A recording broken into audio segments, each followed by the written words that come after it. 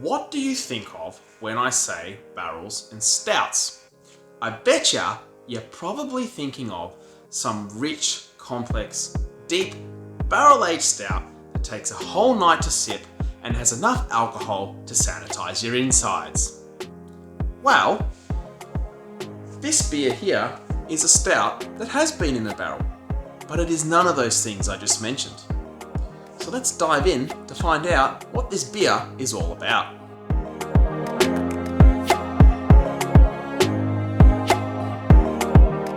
Meet the Su Legno Nero, a beer that has been inspired by, and I quote, excellent South Australian stouts. Now, I wonder what that could be. Barkeep, do you have any excellent South Australian stout? Like Coop? Shh, don't mention a beer by its name. Beers are like wrestlers. If you mention their name, they just suddenly appear. And I can't afford to be giving away any freebies here at this bar. So, if I say John Cena, oi! No chumps in here. Now this beer here, rather than being barrel aged, is actually barrel fermented. It is a very unique and interesting twist when it comes to putting stouts in barrels, and was something that definitely piqued my interest when I came across it.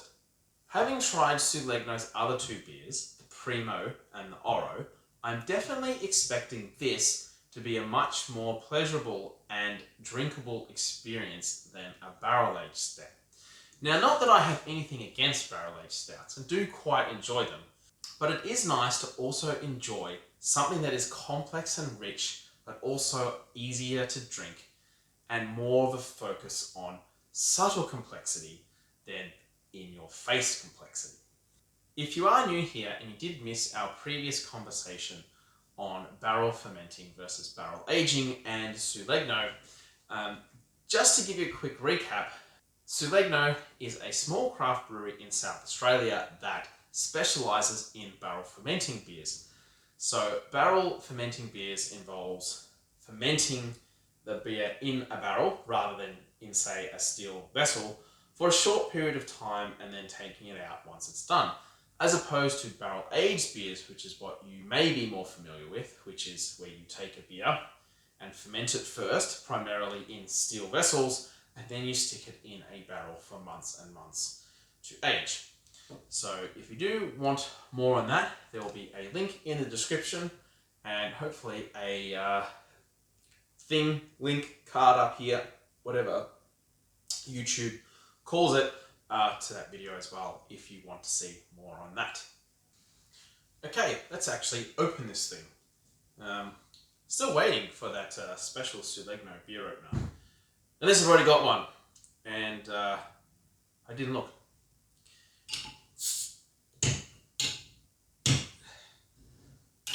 Just bear with us while we get there. There we go. How rude of me to chuck the lid like that. Poor lid.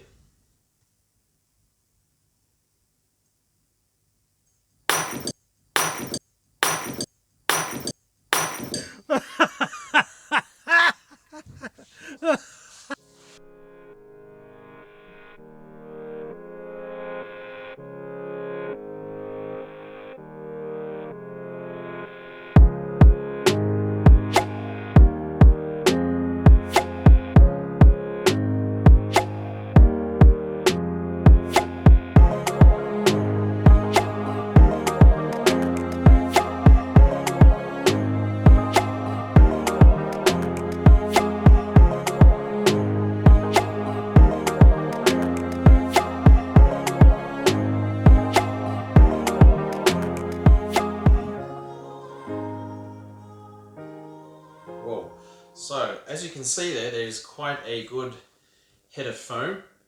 Kept rising after I finished pouring as well. And again, like the previous beers, it is quite a tight head. It's got a tan colour, so it might be a bit hard to see from back there, but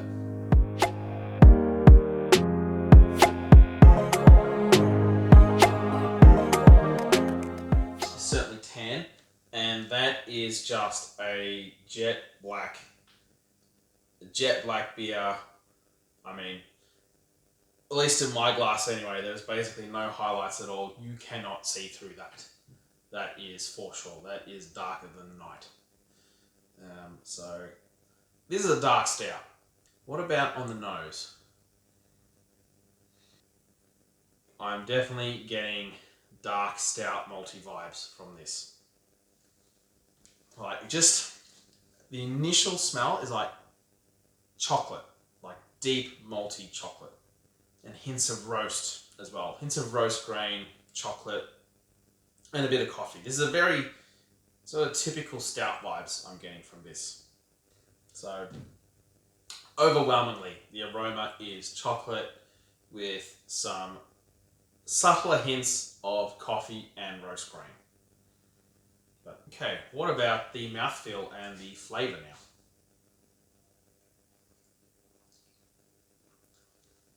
Oh, yeah, that initial hit in the mouth is your typical stout kind of flavours. That initial hit I'm getting is of like dark roasted grain and chocolate.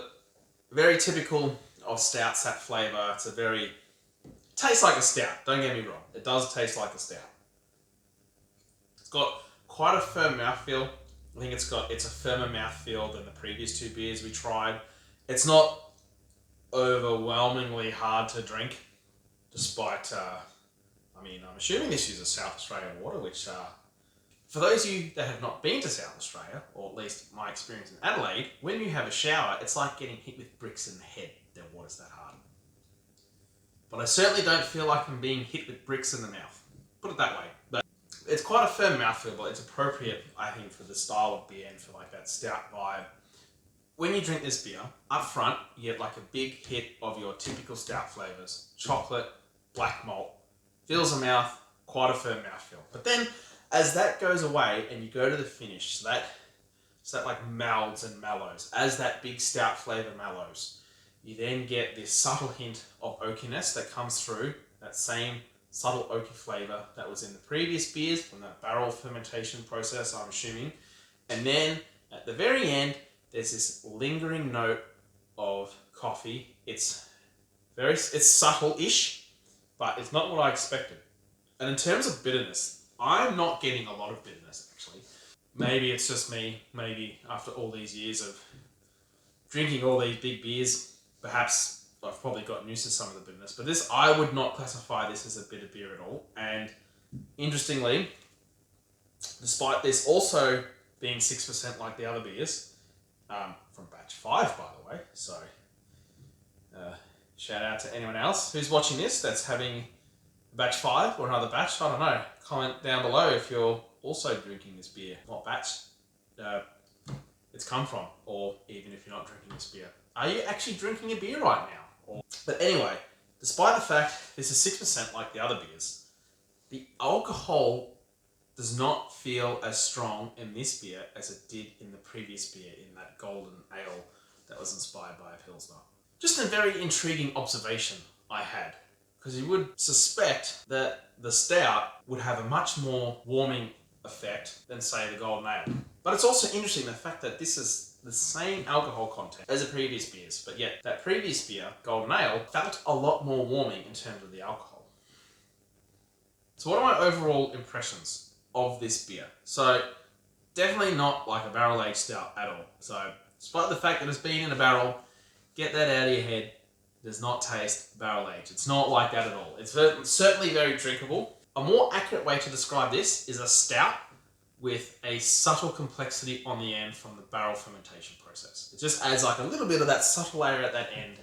It's not so overwhelming that you can't drink it, or you're like, oh wow, there's this big flavour here at the end that I don't get in a normal stout. But it's enough to keep you wanting to drink more and to keep discovering and looking for that flavour at the end. Overall, very good beer, very tasty, highly enjoyed it, and I think you will too. And if you're into stouts, you will love this beer, for sure. So thanks for joining me on this amazing beer experience that these 3 barrel fermented beers have brought us. This is certainly something unique that I have never seen before, actually. It is not your average beer, and I doubt that you would have seen something like it either. So definitely give it a go. I hope you enjoyed this video, and I hope you enjoyed the last couple of videos as well, exploring these barrel fermented beers and comparing them to barrel aged beers as we did in the first one of the series.